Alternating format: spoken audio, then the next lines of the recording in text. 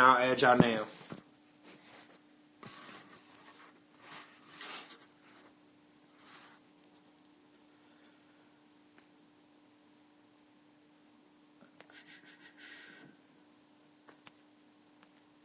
Relationship boosters. What's going on, everybody? Give me a minute to get set up. All right, relationship boosters. I see y'all.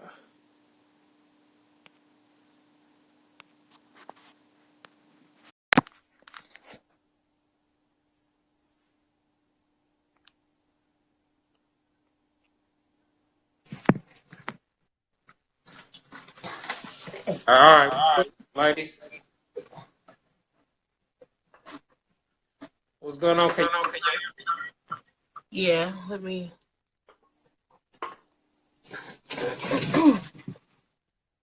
All right.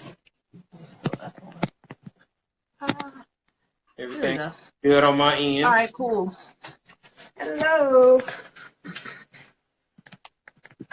All right. Can you hear us?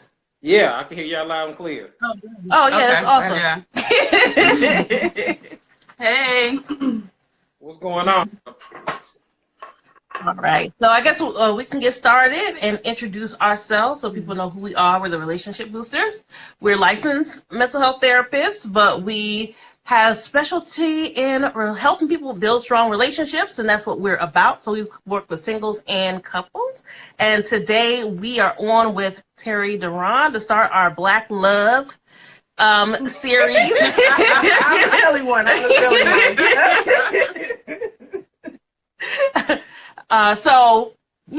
So I guess we can get started. So first of all, can you share a little bit about your background? I know that you're on social media doing a lot of, relationship coaching and all that good stuff, but I think it's good for people to know a little bit about you, about your professional and relationship background. All right. As far as my professional background, I've studied television production and media in college. I got a bachelor's degree in mass communication, and I have a master's degree in communication. So I studied social media in grad school. And in particular, I focused my studies, like my graduate final project was on the correlation between Facebook and the sexual relationships that men that were on Facebook had. So my studies kind of proved a hypothesis that I had, that just being on social media significantly increases a man's romantic relationships and potential for cheating. So the reason that I did that was it was sleeping with women, and dating is kind of my favorite subject. So my personal background, I was a hoe for a long time, but I've always been a nerd. So I was the hoe that used intelligence to make myself marketable to women and have women, put myself in a position that other guys that may have had to be like an athlete or a baller or something, I was able to live that kind of lifestyle broke off of intelligence and I was there like putting myself in the game.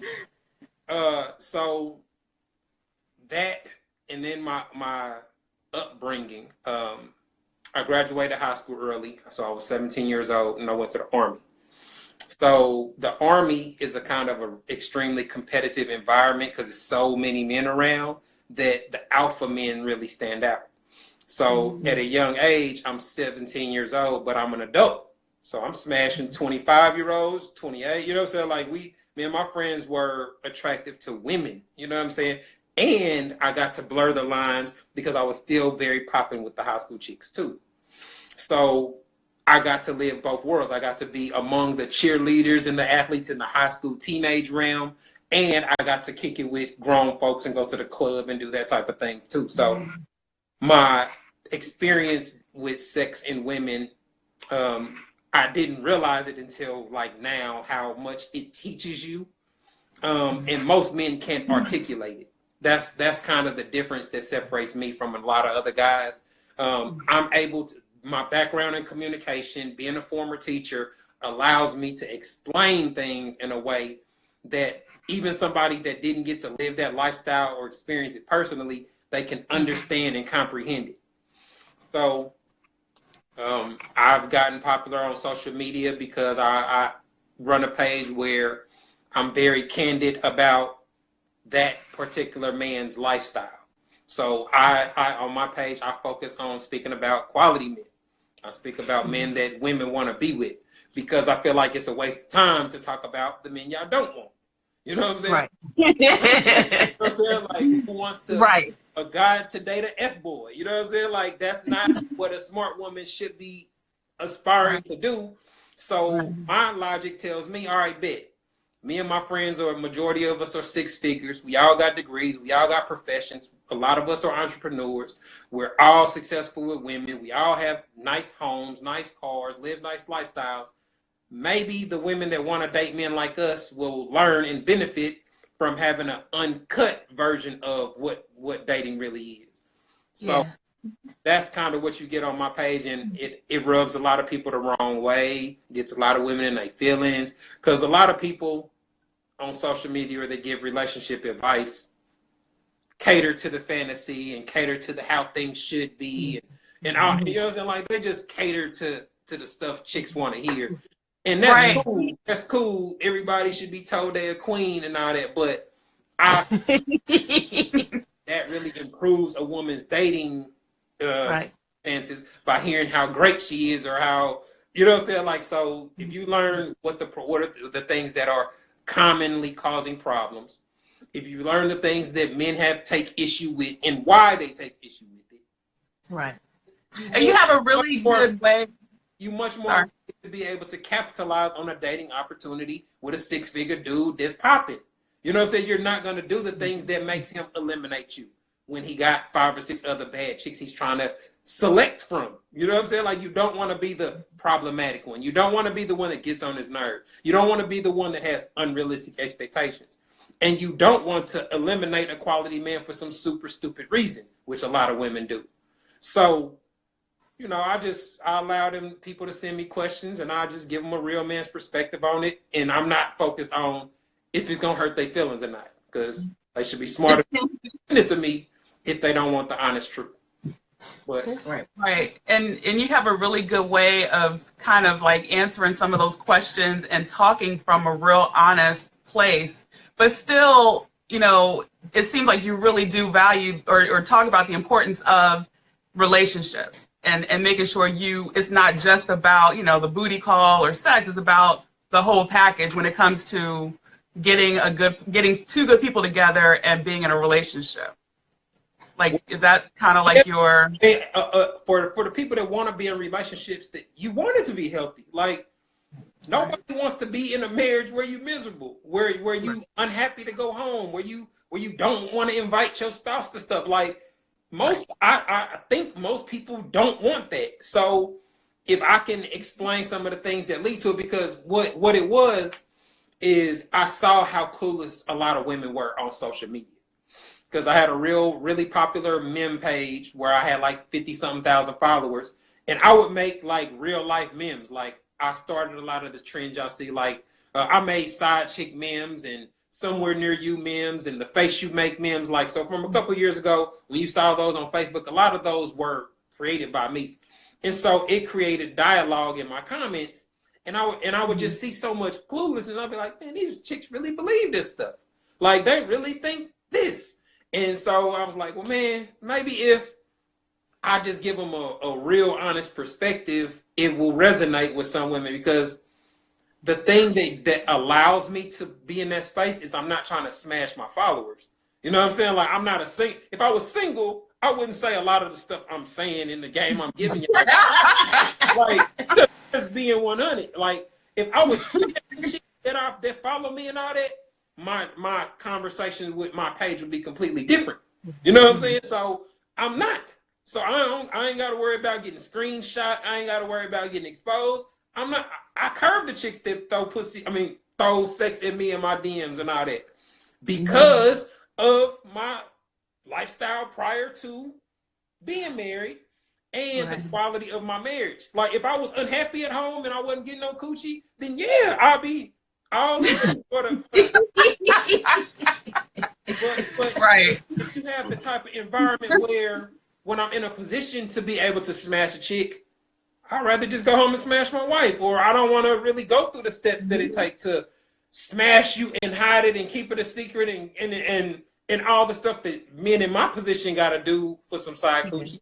So it's like, you want your man to be in a position where, yeah, I really want to, but it's not worth it. You want him to get that, all the thoughts he had in between coming to that conclusion really ain't your business. You know what I'm saying? Right. Like, and when it comes to whether he's going to do it or not, he'd be like, nah, I'm good. I'm straight. You should be happy with that. And a lot of people aren't. Well, at least he thought about it. If he can let a woman make him horny, then I don't want him. Like, they'll say something stupid like that, where it's like, have you ever had a penis? If you had a penis for 24 hours, you'd see how easy it is for a woman to make it hard. If she look good, if she's shaped right, if she smell good. So a lot of women eliminate or judge men negatively for super dumb reasons. And those are the things that cause them to be hurt, cause them to have a breakup, cause them to create a negative perception of men, and cause them to go into dating with the extremely flawed dating strategy that usually sets we hear a lot that a concern that black women or black men are not into black women and all this kind of stuff, and we don't necessarily see that as far as like stats and research and stuff like that. And I wanted to, I guess, for you to share a little bit about your history as far as like your relationship. I know that you're married, and it seems like you're happily married. You guys have good dynamics. We've seen y'all together and enjoyed that, actually. So how did you connect with her, and what helped to move that along to the next level? Man, well, we don't have a typical love story or whatnot. But we met at a HBCU. We met at Southern University in Baton Rouge. Yeah. And so we met first day of college our freshman year. So, and I hollered at her at the time, but she had a man.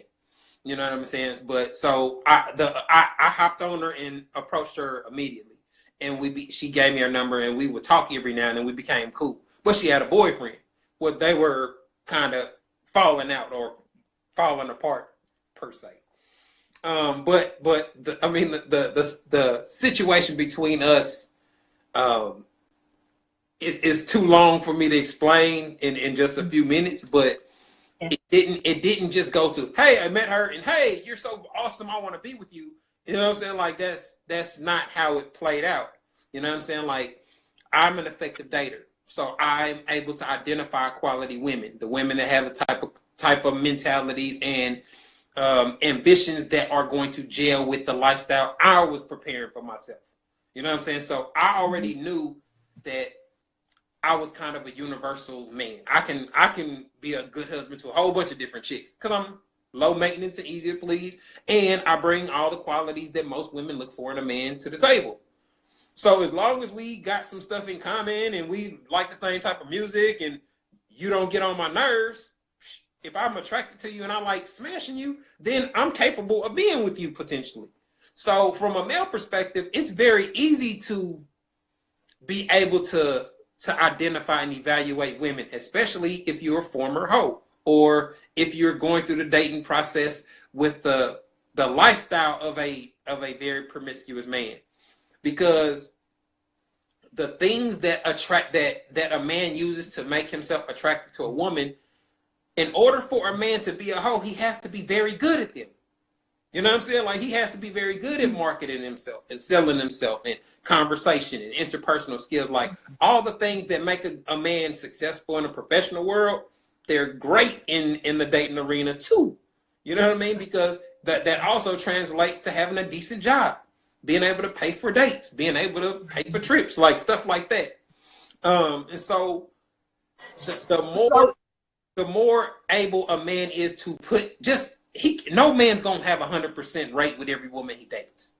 But if he can put a system in place that allows him to consistently meet the kind of women he's attracted to consistently be in the type of places that allow him to be fun and be himself and be in his environment, then as long as he can learn to interact with women and learn what not to do or what not to say, he's gonna at least shoot 20-30%. And if you meet 15 chicks a year and you smash 20% of them, that's pretty good. You know what I'm saying? So you're actually like bringing up a really good point. So you had all of this history and you had all this experience and you were getting this one, that one, this one, right? Quality hoeing time, but you decided to get married. So what really made you know that you were ready to be married or ready to pick that one? I honestly, I felt, I knew I wasn't ready to be married when I got married. She was kind of we had been living together and I had graduated and all that. So we were at the point where I knew that's what she wanted. And I always felt like I was going to be worth a lot of money. And so I knew that there would be a dilemma. Like now, if I was single now, I don't think I would ever get married. Not that I'm not a good husband. I just got too much to lose. And so I looked at it from a forecasting standpoint. I was like, man, she's with me from square one where I don't got nothing. She's met my criteria for wife material. I've known her for 3-4 years now. So at that point, I was like, I made a calculated decision where I was like, I love her, I care about her, etc. She's meeting my sexual needs. So I was willing to get married. So I got married at 25. And it was because if I didn't do it then, I kind of felt I would never do it. You know what I'm saying? Like, so I kind of did it earlier and just kind of suddenly, you know what I'm saying? Like, but I always wanted a family. I always wanted to be married to a bad chick that I enjoy smashing that. You know what I'm saying? Like, I had it, when I went through my thought process, I had everything that I always looked for. She was going to put herself in a position to be 6 figures too. You know what I'm saying? Like, so all the criteria that I have for marrying a woman, she met. She had good motherly skills. She demonstrated that she could handle a household. She's demonstrated to me that we were compatible, that I could live in the same household with you. So those were all the kind of thoughts that went into me choosing to go ahead and get married. But I guess the way you did think it was too early though. I just knew I couldn't be like, wait 3 more years. You know what I'm saying? Like it comes a point where you kind of you feel pressured to do it.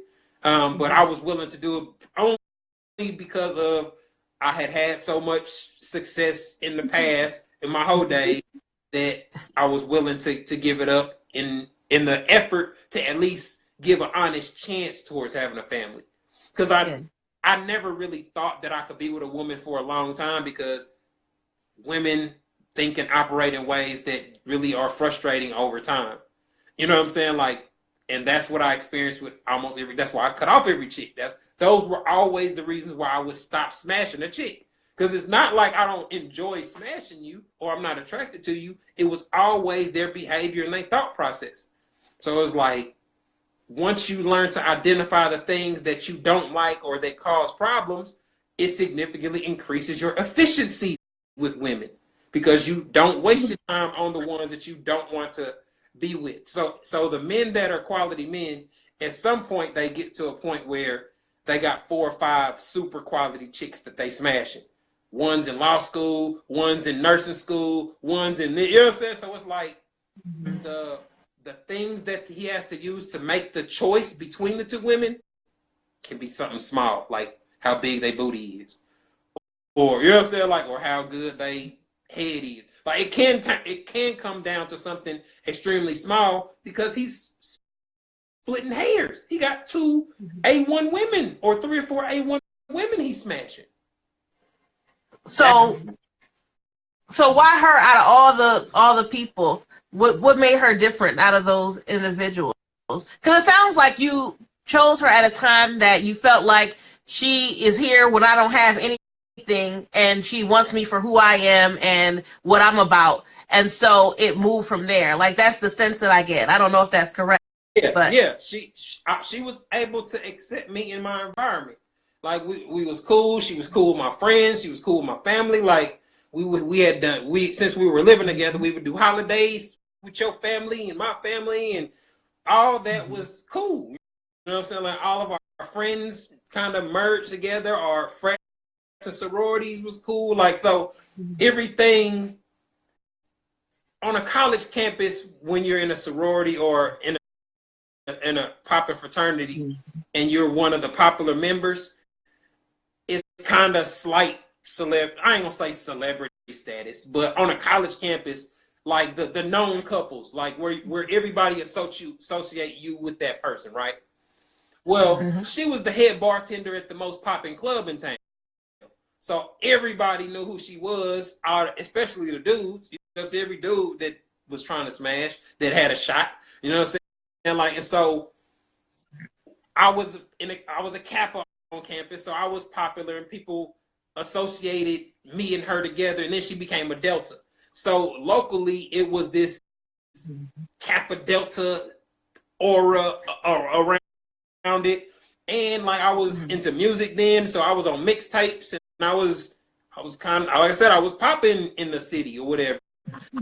So, but it became more difficult because of that. You know what I'm saying? Like that played a factor too. Like it became harder for me to just smash on a low or keep things quiet because of the fraternity stuff, because they knew I was with a Delta. Because, you know what I'm saying? Like because they saw me at the step show. And like it was like on the cool, I was pissed off because it felt like even before we was officially together, it had a hindrance on my sex life with my other chicks because of knowing about me being with Ty. So it was like my last semester, I was dealing with a conflict between last party in the end on my last semester and chicks not smashing me because they heard I'm dating her. You know what I'm saying? Like, or like. So it was a community effort. It felt unfair because it's like, well, hold up. I'm single. She knows she's not my girl. You know what I'm saying? Like she know I'm still single. So yeah, it was a scenario like that was kind of. So I guess on that same line of thinking, like, you know, you all got married pretty young. What do you think? And as people get older, things change. You know, life changes, stuff happens, and you know, what do you think really makes marriage last? And I know you can only talk from your perspective, but and being able to effectively communicate, like you have to have an environment where it's okay to say when something's bothering you. You know what I'm saying? Like you can't be mad that somebody's feelings are hurt or somebody's upset about something. And when you get upset or bothered about something, you have to know how to handle it. So when you get to the point where you can discuss major stuff without creating the unnecessary drama, without slamming the doors, without, you know what I'm saying, like without just creating beef, if you can just talk to the person about it, you have a much better chance of being able to work it out or being able to get them to understand or at least explain to you why something happened. You know what I mean? Like so the problem is a lot of men when as you can just anybody that goes through my comments can see, most women don't listen. They instantly dismiss the male perspective. They rather pay attention to their assumptions and their feelings than what the man's actually telling them. They assume that everything he says has some additional meaning or some code behind it. And so all this type of stuff from a male perspective, most men don't have 2 degrees in communication. You know what I'm saying? Like most men don't interact with thousands of women a day. So if you expect your man to be able to sort through the things men deal with and explain it the way I do, you're setting yourself up to be disappointed. Most men don't explain themselves the way that I do. That's why they love me. That's why men love me, because I can explain what they really experience authentically. Yeah, it may be something that women don't like to hear. It may be something that women don't like, but you talk to a real man that ain't got nothing to lie to you about, and he's gonna be like, yeah, cuz it's keeping it 100. Because I don't have incentive to lie to y'all. If I was lying or faking or pretending to tell y'all something, wouldn't y'all see dudes screenshotting me and putting me on blast? This is Yeah. just saying nonsense and just keep saying stuff that wasn't real, wouldn't I get exposed for it? Yes. Very true. So when you just look at stuff like that, like I can screenshot definitions of the words that I use. When I say something's a double standard, I can say exactly what a double standard is, screenshot the explanation, explain how women are incorrectly using it. Like, it's nothing. I be drinking and smoking when I'm doing it. That's how easy it is from a male perspective to explain. This is nothing. You know what I'm saying? So we're like, I see this is what's so funny to me about the whole relationship thing, right? Like a lot of the people that I try to collaborate with, they're licensed relationship coaches, and you know what I'm saying, like they have professional titles and all this type of stuff. But a lot of them either pander to women and just tell women what they want to hear because that's a very lucrative market, or they have this euphoric vision of what they're trying to get relationships to be. And so it's like neither one of those things really are really practical for a person in their real personal life. You know what I mean? And so when you do that, when you set people up to expect things that are not likely to happen in the real world, are you helping them? Are you or are you just getting them to like you and getting them to tag your page and getting them to buy your t-shirt? Like, what are you really doing? And so that's what makes it so funny to see how attacked I get. You know what I'm saying? Oh, Terry, you hate women. You're a misogynist. Like, what misogynist or what person that hates a group of people gives them free game and free insight 365 days a year? Right. Couldn't I just have declined y'all's request to discuss relationships? Of course. Right. Women. So when you compare what I actually do, what I actually say, and how authentic it is, it makes it easy to tune out the chicks that try to discredit me or have a problem with the things I say.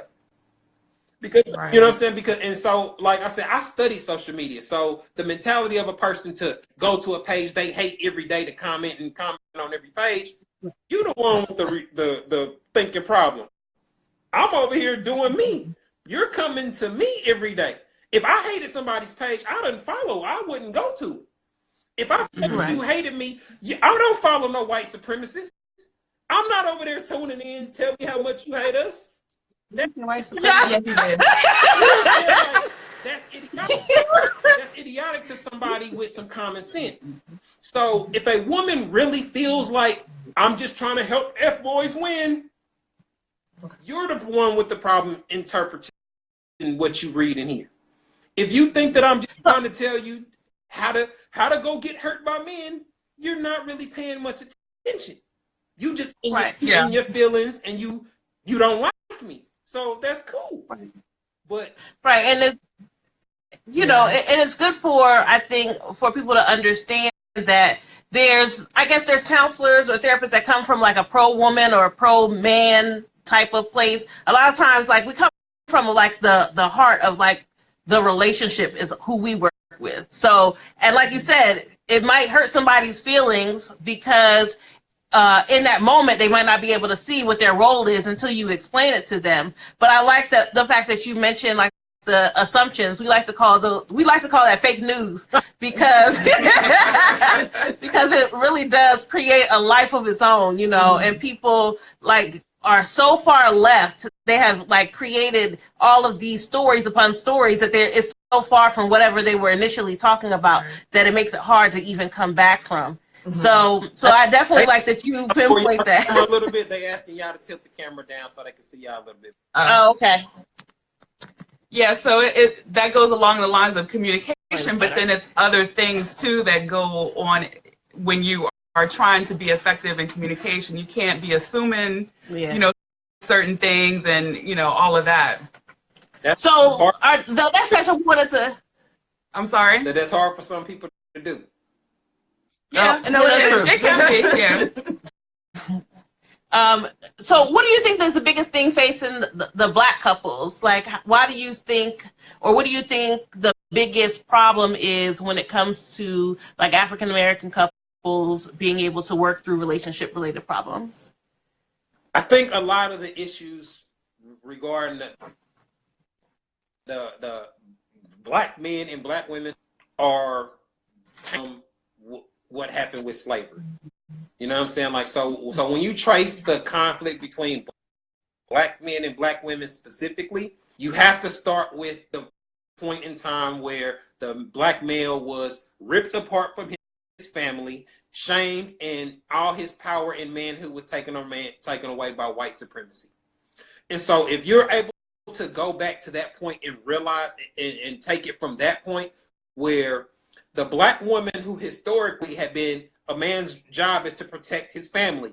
Well, when white men took slaves, the very first thing that they did was take the biggest, strongest man and rip him in half with horses in front of his kids, in front of his family, in front of his wife. So what that does is immediately transforms and shifts the black man's role and from the perspective of the black woman. She knows she can't look at you as protector no more when it's apparent that you can't protect us from him.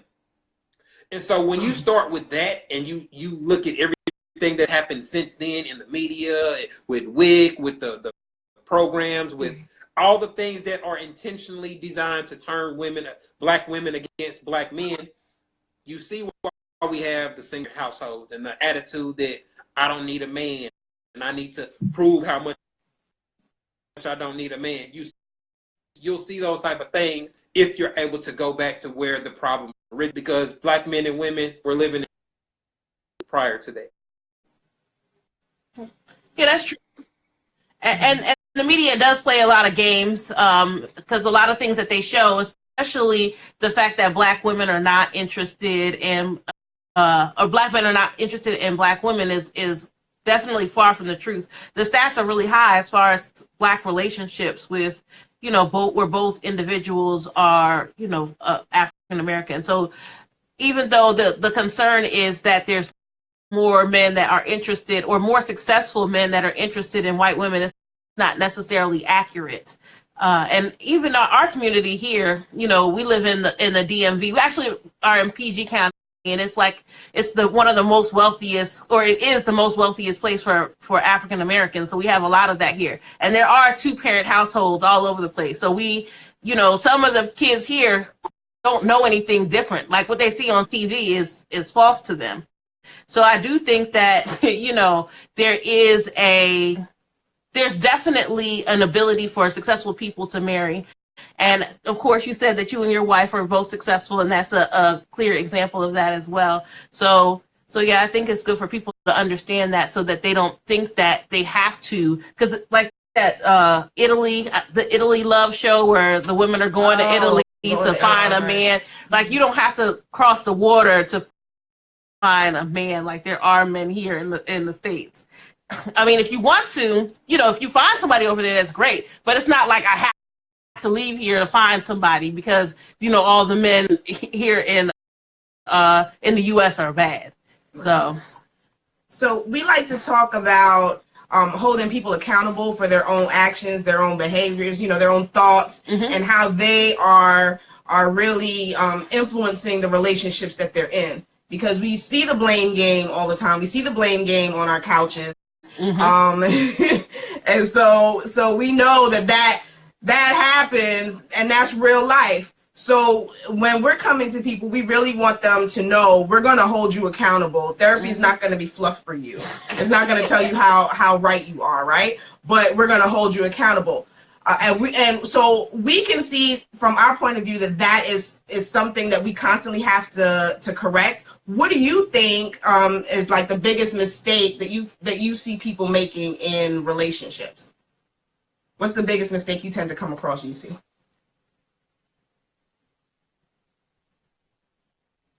Oh, the audio. The audio went down. Let me see what happened. What in the world? Can you still hear us?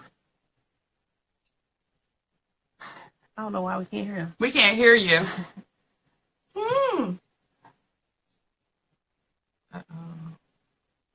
You know what? Okay.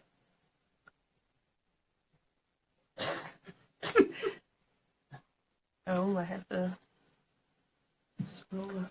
Let's see what people can. Hold on, slow down. No, I really want to hear if they can't hear. Okay. They can't hear Terry. Rest in peace of the audio. Your